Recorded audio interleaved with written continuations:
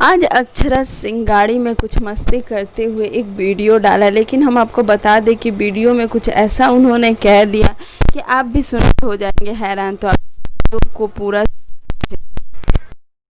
दिल से धन्यवाद उन 60 लाख भोजपुरी दर्शकों का जिन्होंने हमें प्यार दिया। अगर हमारे चैनल में आप नए हो तो चैनल से जुड़ जाओ, चैनल को सब्सक्राइब कर लो, घंटे के आइकन को 2 बार जरूर दबा देना।